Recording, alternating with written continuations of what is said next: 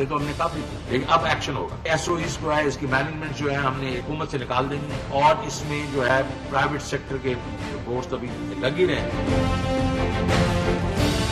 Revenue हमारा key challenge है, power sector हमारा की चैलेंज है, प्राइस स्टेबिलिटी हमारा की चैलेंज है, overall growth is our key challenge.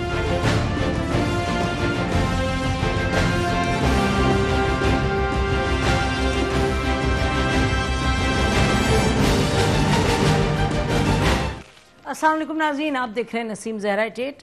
Prime minister Saudi Arabia से वापस आए हैं। अच्छा ट्रिप उनका रहा है, यकीनन कुछ ब्रेक थ्रू बायलैटरल रिलेशनशिप में हुआ है। कश्मीर पे उन्होंने अपना पॉलिसी बदली है सऊदी अरेबिया ने, वो इंशाल्लाह कल उस पर बात करेंगे। लेकिन आज हम बात करेंगे, एक ऐसी शख्सियत हमारे साथ हैं जिनको सब सुनना चाह रहे हैं क्योंकि उन्होंने आके बड़े सुहाने ख्वाब दिखाए हैं सबको। पाकिस्तान के इस हुकूमत के चौथे फाइनेंस मिनिस्टर शौकत तरीन साहब, welcome to the programme Shaukat साहब। अच्छा जी, तो ये बताइएगा कि आपने तो सबसे पहले ये कहा ना कि हम स्टेबलाइजेशन हो गई बड़ी, अब ग्रोथ की तरफ चलो, ठीक है जी। तो लोग कह रहे हैं ग्रोथ की तरफ जाने के लिए फिस्कल स्पेस चाहिए आपको। फिस्कल स्पेस आपके पास किधर है इस वक्त? देखिए जी, ये चैलेंज तो है ही है। देखिए रेवेन्यू जो है ये एक चैलेंज है और हमने फिस्कल स्पेस क्रिएट करनी है। रेवेन्यू बढ़ाएंगे और एक्सपेंडिचर है वो कट करेंगे। और एक्सपेंडिचर जो हमारा जो है इस वक्त ज़ाहिर है, इसमें मैं उनको भी गिनता हूँ जिसमें स्टेट ओन्ड एंटरप्राइजेस के लॉसेस हैं वो भी हैं और वो भी हंड्रेड्स ऑफ मिलियंस में हैं।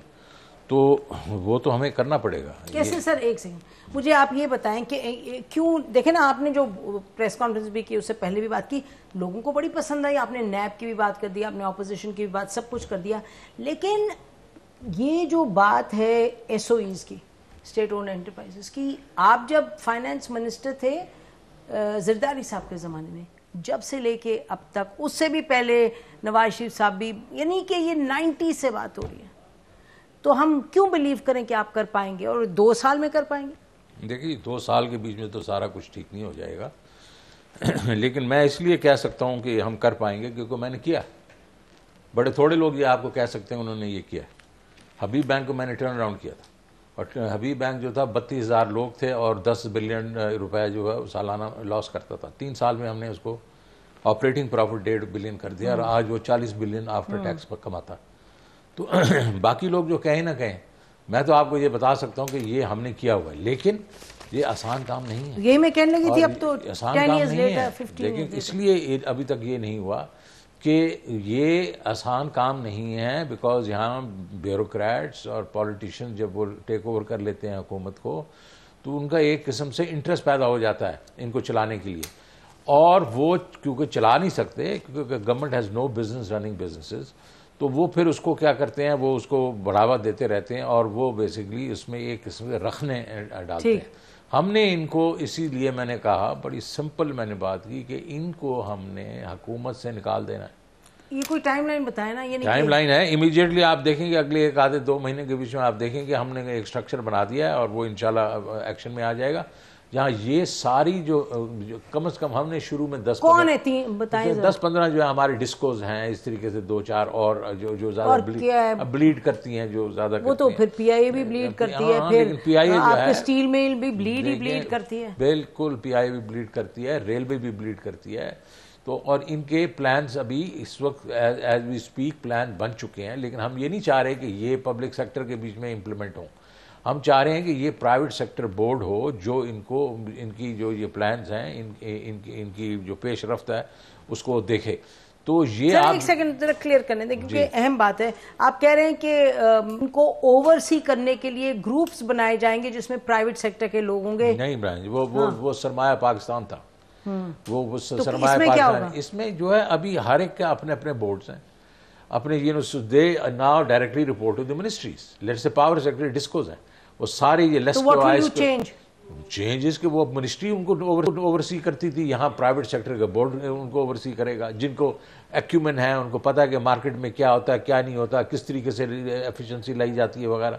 अभी तो वो ब्यूरोक्रेसी और पॉलिटिशियन देख रहे हैं ना। तो आप कह रहे हैं नया बोर्ड जो प्राइवेट सेक्टर बोर्ड है और वो उसके पास अथॉरिटी होगी टू एक्चुअली टेक डिसीजन, तो autonomous authority in the sense. बिल्कुल। अच्छा, और आपका ख्याल है कि वो इतनी अथॉरिटी होगी कि वो यानी रेलवे को इस तरह टर्न अराउंड देखें नहीं, रेलवे वगैरह देखें, रेलवे का टर्न अराउंड होगा वो रेलवे के लोग ही करेंगे, उनका बोर्ड होगा, उनका चीफ एग्जीक्यूटिव होगा, पीआई का भी यही हिसाब होगा। लेकिन rather than reporting to latest aviation जो पीआई है वो इस बोर्ड को रिपोर्ट करेगा। और इसके बीच में ये नहीं है कि सिर्फ प्राइवेट सेक्टर के लोग होंगे, इसमें powerful people will be there, probably I will be the chairman, ताकि ये है कि जब लोग हैं कि वो मस्ती ना कर सकें, ठीक है ना। तो हमने इस वक्त जो इन्फ्लुएंस है हुकूमत का इनकी डे टू डे कारकर्दगी से निकाल देना है, यही हमने हबीब बैंक में किया था, यही हमने यूबीएल में किया था और बड़ा उस वक्त शोर मचा था।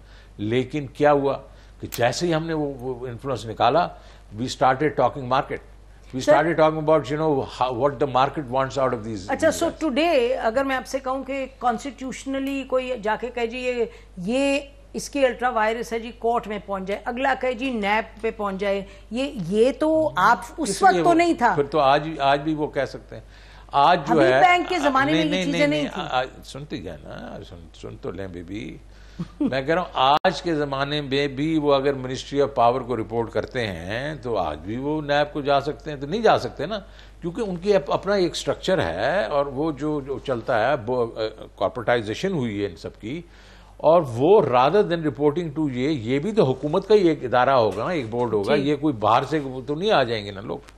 अच्छा, तो ये बताएं कि इससे पहले कि हम चलें और चीज़ों पे, ये खबर एक गर्म है कि मीडियम टर्म स्ट्रैटेजी पेपर था जो आप लोगों ने बनाया और फिर वो आईएमएफ के साथ भी शेयर किया और काबीना ने उसको पे गो अहेड भी दे दिया और उसमें डेफिसिट आपने रिड्यूस करने की बात की थी। और जो अब इकोनॉमिस्ट हैं डॉक्टर पाशा वगैरह जैसे वो कह रहे हैं, बड़े रिनाउंड, वो कह रहे हैं जी अगर ये स्ट्रैटेजी पेपर ठीक है तो उसमें तो अपने फिस्कल स्पेस आपने इतनी कम कर दी है और आप कह रहे हैं आप इतने अखराजात करेंगे, आप पब्लिक वर्क्स में जाएंगे, तो ये कॉन्ट्रडिक्शन है। जी बिल्कुल कॉन्ट्रडिक्शन उनके मुताबिक हो सकती है, मेरे मुताबिक नहीं है, इसलिए कि वो मेरा प्लान ही नहीं।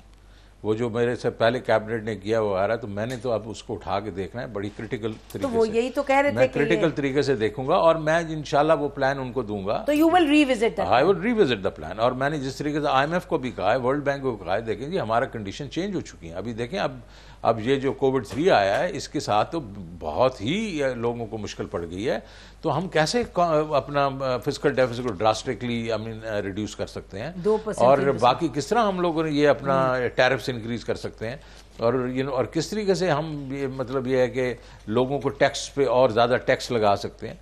तो हमने ये सारी चीज़ें विजिट करनी है, लेकिन मैंने बड़ा क्लियर उनको कहा है कि हम आईएमएफ प्रोग्राम से नहीं निकलेंगे, हम एडजस्टमेंट चाहते हैं, हम चाहते हैं कि आप हमें कुछ स्पेस दें। और उन्होंने अभी कह दिया कि हाँ बिल्कुल आगे बैठ के हम बात। अच्छा, ये तो ये कहा जा रहा है कि जी जब पिछली मरतबा उन्होंने बात मानी थी कोविड-1 में और उन्होंने हमें सपोर्ट भी किया था तो प्रोग्राम सस्पेंड हो गया था, तो इस दफा आप कह रहे हैं वो आपकी बात मानेंगे भी, यू थिंक सो, और लेकिन प्रोग्राम भी कंटिन्यू करेंगे? मैं नहीं चाहूंगा कि सस्पेंड हो, मैं चाहूंगा कि हमारे साथ वो बैठें और हम हमारी बात को समझने की कोशिश करें। दुनिया चेंज हो रही है। आज मसूद अहमद ने एक बहुत अच्छा आर्टिकल लिखा जो डायरेक्टर थे आईएमएफ के जी, और उन्होंने कहा यार ये तो जो डेवलपिंग कंट्रीज हैं उनको बहुत ज़रूरत है आपकी मदद की। तो हम भी यही उनको कह रहे हैं और हमारी माइनिंग डायरेक्टर से जो गुफ्तगू हुई तो वो शी वॉज वेरी अंडरस्टैंडिंग। हम हमाद की हुई थी और हमाद ने जब उनसे बात की तो शी वॉज वेरी अंडरस्टैंडिंग और उन्होंने कहा हम समझते हैं इस वक्त आपको ज़्यादा बोझ डालना लोगों के ऊपर वो काफ़ी ख़तरनाक हो सकता है, और यही हमारा भी पॉइंट है। लेकिन मैं आपको ये कहना चाह रहा हूँ कि मैं सस्पेंड जो है नहीं करना चाहूँगा। You don't want that naturally, उसमें आपके अपने जो ability to get funds etcetera वो सब होती है अफेक्ट नेगेटिवली। तो आप कब उनके साथ कांटेक्ट रहेगा? अब आप when are you engaging the IMF next? Within weeks करना पड़ेगा, बिकॉज देखें उनका भी जो है वो साइकिल ऐसा है कि मैं नहीं चाहता हूँ कि मैं अगस्त सितंबर साइकिल में चला जाऊँ।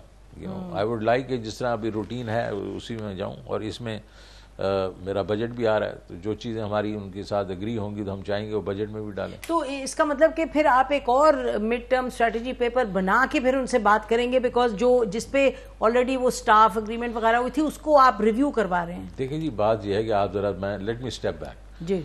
मेरा काम ये नहीं है कि मैं उठा के एक स्ट्रेटजी पेपर है उसके बाद एक दूसरा स्ट्रेटजी पेपर करूँ विदाउट थिंकिंग थ्रू। मैं एक बड़ा कॉम्प्रिहेंसिव मैंने प्रोसेस शुरू किया। ठीक, शॉर्ट मीडियम लॉन्ग टर्म मैंने 12 एरियाज जो हैं इंक्लूडिंग 13 जो है ओवरऑल इकोनॉमिक के डायरेक्शन क्या होनी चाहिए, वो लोग काम कर रहे हैं। वो इसी महीने के अंदर अंदर वो पूरी short medium long term strategies बना के ले आएंगे। मैं उन स्ट्रैटेजीज जिसमें सारे स्टेक होल्डर्स होंगे शामिल हैं, उनके बेसिस के ऊपर ये बनाऊंगा, रिविजिट करूंगा, ताकि अभी हम बैठ के मतलब naturally, I don't want to do that. Yeah, you want so to it will have buy-in जो तमाम स्टेक होल्डर्स, सम जो स्टेक होल्डर्स है। अच्छा ये बताइएगा कि आपने बात की पब्लिक स्पेंडिंग को बढ़ाने की, तो एक बड़ा शॉकिंग फिगर था जो हमने उस दिन मिला हमें, यही बात करते डॉक्टर पाशा कि इस वक्त जो PSDP है वो तो कोई प्रोविंसेस में 40% और फेडरल और प्रोविंसेस दोनों ने 40% तो खर्च ही नहीं किया हुआ उन्होंने। पीस पाशा साहब मेरे बड़े दोस्त हैं, बुजुर्ग हैं, उनको भी ये मालूम है कि आखिरी क्वार्टर में आके 40% जो है वो खर्च होती है। इस वक्त 60% की डिस्बर्समेंट्स हो गई हैं और काम चल रहा है, मैंने खुद विजिट किया है। 40% आखिरी 1-2 महीनों में होती हैं और ये सही चीज़ नहीं है, इसको भी हम ठीक करेंगे बाद में, लेकिन ये पूरे खर्च हो जाएंगे। और वो लेकिन वो 650 अरब है, मैं चाह रहा हूँ इसको 850 से 900 अरब पे लेके जाऊँ, because it should give us a kicker ना, थोड़ा सा किकर तो होना चाहिए। आप फिर मुझे मेरे से पूछेंगी पैसे कहाँ से आएंगे, लेट मी टेल यू, हम पैसे इंशाल्लाह इकट्ठे करेंगे। और ज़रूरी नहीं है कि हम टैक्स पे टैक्स लगा के इकट्ठे करें, हम एक प्रोग्रेसिव तरीके से इसको इकट्ठा करेंगे। इस वक्त हमारा जो पिछला महीना तो एक वक्त में हम तकरीबन 90% ज़्यादा जा रहे थे, कोविड ने हमें अफेक्ट किया, लेकिन फिर भी 57% हम हायर थे। इस वक्त माशाल्लाह पहले हफ्ते में we are running pretty much ahead of our targets. आपने तो बड़ी क्लियरली कह दिया कि देयर आर रियल इश्यूज, और ये जो टारगेट है एवरीबॉडी इज सेइंग कि ये तो रियलिस्टिक नहीं है टारगेट। नसीम, हम जो बजट करेंगे, मेरा तो तरीकाकार ये है कि बजट भी हमें प्रोग्रेस, जिसको आप कहते हैं रियलिस्टिकली एग्रेसिव होगा target, but we like to achieve more and I have ideas जो which I don't want to share today, but you will see that they will be totally out of the box. और हम मक्खी पे मक्खी नहीं मारेंगे, उन्हीं को जिनसे हम टैक्स ले रहे हैं उनसे टैक्स नहीं लेंगे, हम ब्रॉडन करेंगे। But there will be, we'll use technology, we'll use mystery shopping, we'll use, देखें अभी सिंपल सी बात, हर जो आपकी ट्रेडिंग वो है अपना जो एसोसिएशन होती है उनकी डायरेक्टरीज हैं, डिटेल डायरेक्टरीज होती है, नाम होते हैं उनके टेलीफोन से, हम उनको क्यों नहीं यूज करते? I am talking about millions, I am also talking about ये हमारे जो ट्रेडर्स हैं, ट्रेडर्स भी देयर मतलब फ्यू मिलियन ट्रेडर्स, हम उनको कितने को आप टारगेट कर रहे हैं? इस वक्त हम जो POS पे पॉइंट ऑफ सेल से कर रहे हैं वो 1000 लोगों को कर रहे हैं, जिसमें 10,000 उनके आउटलेट्स हैं। Listen, in this market there are 80,000 POSs हैं, इस्तेमाल हो रहे हैं, हम 1000 पे क्यों खड़े हो गए? So what I'm saying is there is lot of space जिससे हम इंशाल्लाह इंक्रीज करेंगे रेवेन्यूज, और जब रेवेन्यूज करेंगे तो फिर तो खर्चा करना ही है। हाँ, लेकिन आपने तो ये भी कहा है ना, 2-3 मरतबा कहा है कि आपने कहा जो FBR का एटीट्यूड है, you said there is a problem with that also, so we are not just talking कि इंफॉर्मेशन आपके पास नहीं है, लोग नेट में आना क्यों नहीं चाहते? ये तो वो हम उसका पैराडाइम ही शिफ्ट कर देंगे, सेल्फ असेसमेंट होगी जिसमें तो कोई हरासमेंट नहीं, आप अपनी असेसमेंट करें और उसका ऑडिट जो होगा वो थर्ड पार्टी करेगी। तो ये कब से इसको आप करेंगे? अगले इसी अगले फिस्कल से। और दूसरा क्या करेंगे, हम सजाएं देंगे। जब आप लोगों को सिर्फ ये सजा है कि उसको आपने दे देना, एक जुर्माना लगा देना, तो ये तो सजा नहीं हुई यार। अब जेल सेंटेंसेस देंगे ताकि ये है कि एक डिटरेंट क्रिएट हो। नैब की तरह आप लोग भी जेल सेंटेंसेस देना नहीं, हम तो देखो थर्ड पार्टी ऑडिट कर रहा है। नहीं, जो चोरी करता है टैक्स उसके बिल्कुल नहीं, थर्ड पार्टी कर रही है, और वर्ल्ड क्लास कंपनीज करेंगी उनको ऑडिट। और फिर जिसने ना दिया, और मैं बड़ा फेयर आदमी हूं, मैं वार्निंग दे दूंगा लोगों को, देखो करो नहीं तो you'll be facing this। तो हम ब्रेक ले लेंगे very quickly before I go to the break।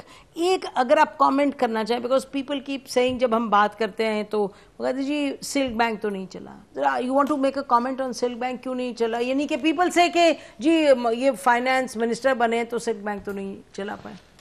देखिए सिटी बैंक चला, हाँ जी, हबीब बैंक टर्न आउट हो गया, ठीक, यूनियन बैंक में 1800% रिटर्न दे दी 6 साल में, तो सिल्क बैंक नहीं चला तो कोई उसमें कोई मसला होगा ना। Fair enough, you got a chance to respond. नाज़रीन ब्रेक लेते हैं, ब्रेक के साथ हैं, स्टे विद अस।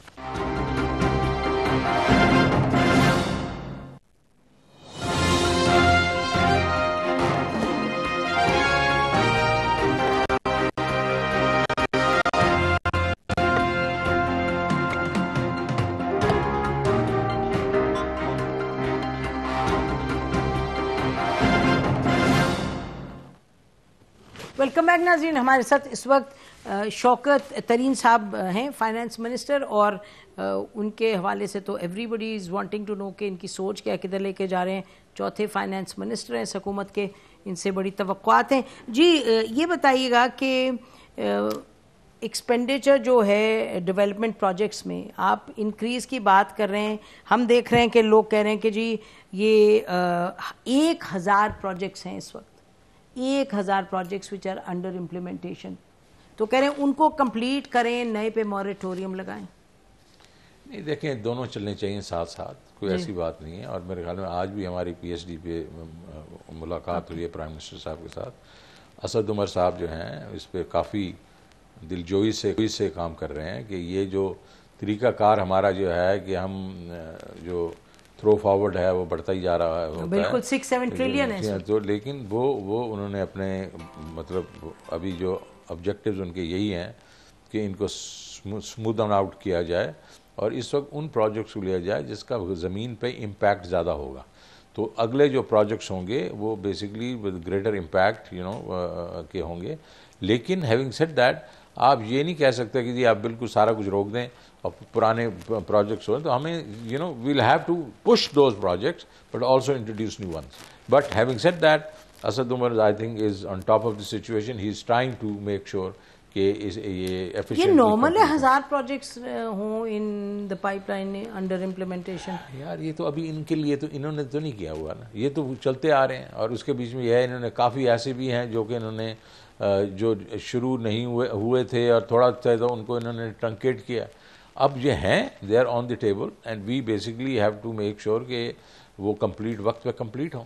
अच्छा आप बात करें, sorry I will finish it of. इस वक्त जो असद उमर साहब का जो ज़्यादा एम्फेसिस है और प्राइम मिनिस्टर की गाइडेंस में, वो है अब ज़्यादा से ज़्यादा पब्लिक प्राइवेट पार्टनरशिप हमने की करें, जिसमें यह है कि वक्त पे प्रोजेक्ट ख़त्म हो और वो उसकी ओवर रन्स ना हो। आपको मैं एक सिर्फ फिगर दे सकता हूँ कि जब हम कोई प्रोजेक्ट यहाँ सेंक्शन करते हैं 1 रुपए का, तो वो ख़त्म होते होते उसमें 2.5 से 3 रुपए लगते हैं, बिकॉज कभी, ठीक है ना। तो ये नहीं होना चाहिए। जब पब्लिक प्राइवेट पार्टनरशिप में ज़्यादा जाएंगे तो जिसने अपने पैसे लगाए होंगे ना, प्राइवेट सेक्टर वाला, विल मेक श्योर कि आप वक्त पे उसको ख़त्म करें। बट ये पहले भी हुए हैं इस तरह प्रोजेक्ट? नहीं, लेकिन उस पर तवज्जो नहीं दी गई ना। मुझे मालूम है मेरे वक्त में मैंने बड़ा कोशिश की थी, लेकिन उस वक्त जो हमारा प्लानिंग कमीशन जो है उसका माइंडसेट ये होता था कि यार we know how to do this. अभी ये माइंडसेट नहीं है असद उमर का, वो चाह रहे हैं कि, और प्राइम मिनिस्टर का ये डायरेक्शन है। So my own sense is more and more of the project you will see will be under PPP mode.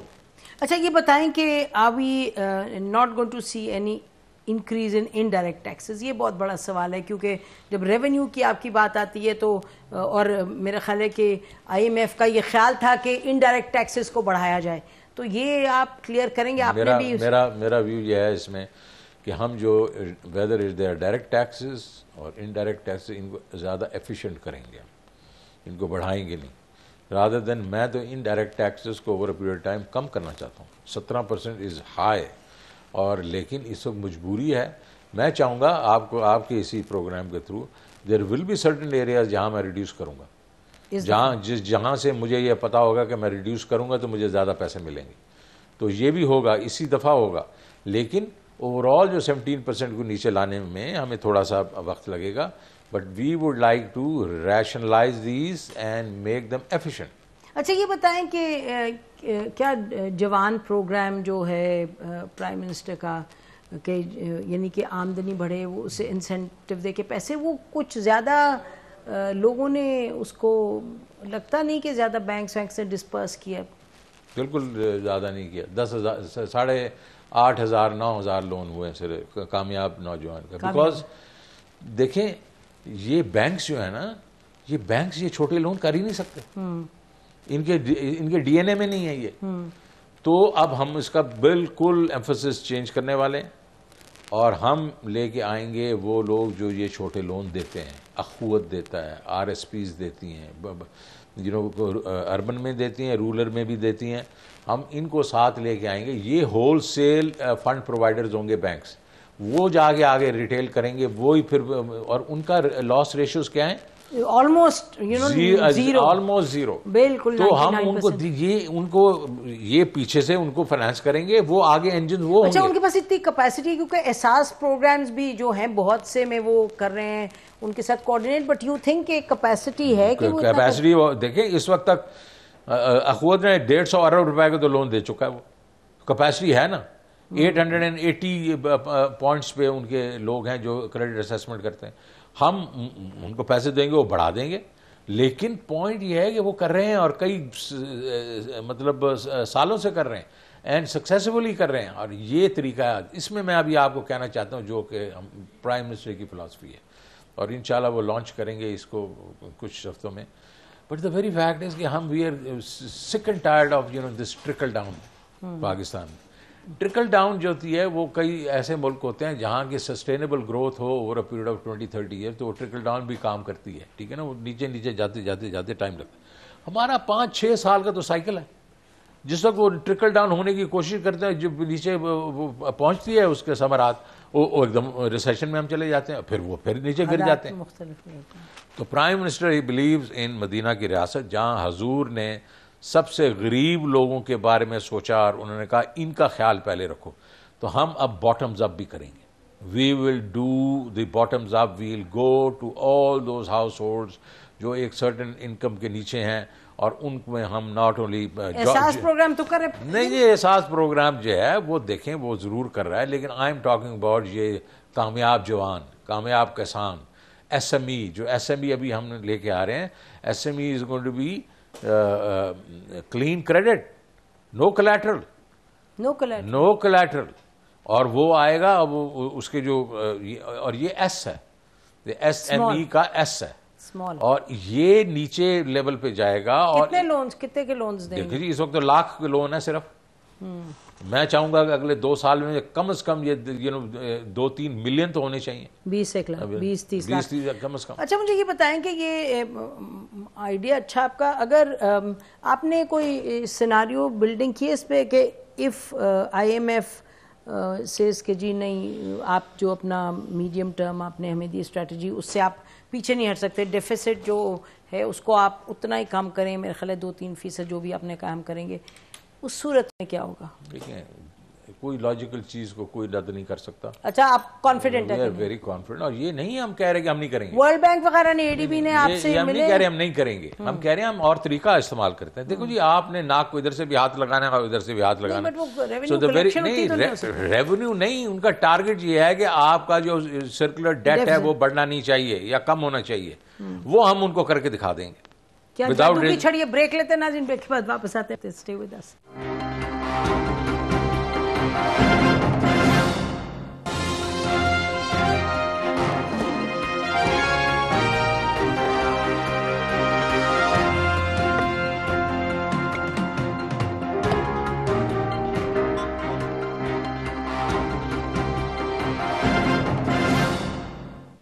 Welcome back नाज़रीन। शौकत तरीन साहब हमारे साथ हैं। ब्रेक से पहले हम उनसे कह रहे थे इरादे उनके बड़े ज़बरदस्त हैं, ग्रोथ पर भी बात करेंगे, लेकिन उससे पहले ज़रा पूछते हैं कि जादू की छड़ी कहाँ से पैसा लाएंगे? सर आप कह रहे हैं हम ये भी करेंगे ये भी करेंगे, पैसा कहाँ से आएगा? देखिए जी, पहली तो बात यह है कि रेवेन्यूज़ के ऊपर हम मैंने आपको कहा कि आउट ऑफ द बॉक्स हम करेंगे। जो सीक्रेट है अभी आप बता नहीं रहे? नहीं, वो नहीं बता रहा हूँ आपको, लेकिन मैं इतना आपको ज़रूर बता सकता हूँ कि मैं बिल्कुल ओवर एम्बिशियस आदमी नहीं हूँ। मैंने 1 से 1.5% अगर per year tax to GDP बढ़ गई, रेवेन्यू बढ़ गया, तो ये काफ़ी है कि अगले 6-7 साल में हम 20% तक चले जाएं। दूसरी साइड के पर हमने एक्सपेंडिचर जो है वो मैंने आपको कहा एसओईज का कुछ कम करेंगे, और दूसरा अपना एडमिनिस्ट्रेटिव हमारा एक्सपेंडिचर जो है वो भी हम कम करेंगे। हमारे पास इस वक्त हमने कई ऐसी चीज़ें की हुई हैं जो कि प्रोविंसेस के पास हाँ, ये भी पूछने वाले थे वो क्या? मैंने उनसे बात की है। मैंने कहा देखो यार, आपको हम फिस्कल सरप्लस की बात करते हैं, आप हमें दें, उनके पास आप हमें ना दें फिस्कल, लेकिन जो हम आपके ब्याह पे खर्चा करते हैं वो तो ले लें आप, तो उससे थोड़े पैसे हमारे सेंटर में बचेंगे। लेकिन मोर इम्पॉर्टेंटली जो मैं आपसे बात करना चाह रहा हूँ कि ये जो कामयाब नौजवान वगैरह प्रोग्राम है, SME प्रोग्राम है, इस वक्त जो बैंक्स हैं वो फ्लश हैं विद लिक्विडिटी, और वो पैसे डाले जा रहे हैं इसके बीच में अपना गवर्नमेंट सिक्योरिटीज़ में। मैंने उनके लिए डिफ़िकल्ट कर देना कि वो गवर्नमेंट सिक्योरिटी में पैसे डालें, बिकॉज ये ज़्यादती है, मतलब लेंडिंग करते नहीं है और गवर्नमेंट सिक्योरिटी में डाल रहे हैं। ठीक है जी, एक तो ये। दूसरा, आपको पता है कि इस वक्त कोई $21 बिलियन पड़ा हुआ है अनडिस्बर्स्ड वर्ल्ड बैंक का और ADB का। $21 बिलियन इन पाकिस्तान। और भाई, मैंने अगर उसमें से आधा 10-12 बिलियन ही अगले 2 साल में कर दिया, तो just imagine that by itself will be 1.8 to 2. So Tareen साहब, that has been a problem. You know, I used to be with these agencies in the 90s. तो वहाँ कैपेसिटी, अब्जॉर्बेटिव कैपेसिटी नहीं थी, तो आप किस तरह इदारों को ऐसे? यही तो हमने करना है। अब हमने बैठ के इनको कहना है कि भाईजान, आप हर एरिया जो है, जो बेसिकली प्रोविंसेस, क्योंकि प्रोविंसेस का काफ़ी इसमें अमल दखल है, हम अपने में भी जो भी है कैपेसिटी क्रिएट करने में जो भी हमने करने हैं, क्योंकि लवाजमात होती हैं उसकी, तो वो हम पूरी करेंगे। So all it takes is administrative actions to get that money. I am not saying 22 billion मैं 2 साल में ले लूंगा, मैं कहता हूं मैं आधा भी ले लूंगा। That's 1.5 to 1.7 trillion rupees. तो देखिए ना कितने पैसे हमारे पास। So that is all we are going to. So Pakistan में पैसे की कमी नहीं है। We are going to use our head. You have to use your head. अच्छा, ये बताइएगा, आपने प्रोविंसेस की बात की, आपने, मुझे याद है कि I think 2008-9 somewhere there, आप you were minister then मेरा ख्याल है, तो आपने हमारे एक प्रोग्राम में आए तो आपने कहा जी चार्टर ऑफ इकोनॉमी भी होना चाहिए जी, मेरा ख्याल है। तो इतनी लड़ाइयाँ झगड़े, कभी इसको उतारो जहाज से, इसको चढ़ाओ, इसको ना करो, इसको ये करो, तो इन हालात में चार्टर ऑफ इकोनॉमी कौन करेगा?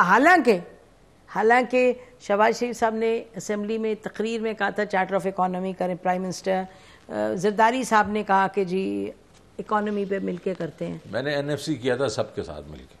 सो I have good relations with all these parties, और हम ये नहीं चाह रहे कि वो अपने जो उनकी पॉलिसीज़ हैं या उनके मैनिफेस्टोज उनसे हट जाएं। 3-4 चीज़ें ऐसी हैं जिस पे सारे एग्री करते हैं। रेवेन्यू हमने बढ़ाना है, SOEs को हमने ठीक करना है, उसके बाद ये जो आपके एग्रीकल्चर है इसके ऊपर हमने तवज्जो देनी है, इस तरीके से एक्सपोर्ट और CPEC को हमने, ये 3-4 चीज़ें हैं, उसके ऊपर कोई नहीं। बट आपकी किसी से बात हुई है? कंसेंसस देखा, मैं कोशिश करूंगा, मैं प्राइम मिनिस्टर से पहले इजाजत लूंगा। अभी तक नहीं बात हुई, बिकॉज़ ये तो बड़ी, प्राइम मिनिस्टर ऑब्वियसली बहुत बिजी रहे हैं और मैं भी काफ़ी बिजी रहा हूँ। मुझे आए हुए तो 3 हफ्ते तो हुए हैं यार नसीम।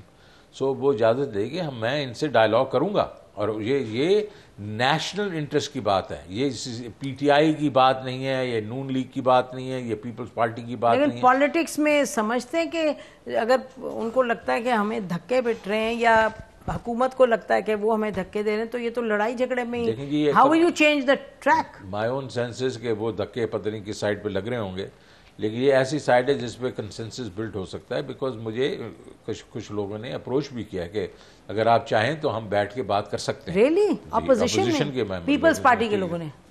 मैं अब आई डोंट वांट टू किसी का नाम नहीं लेना चाहता हूँ।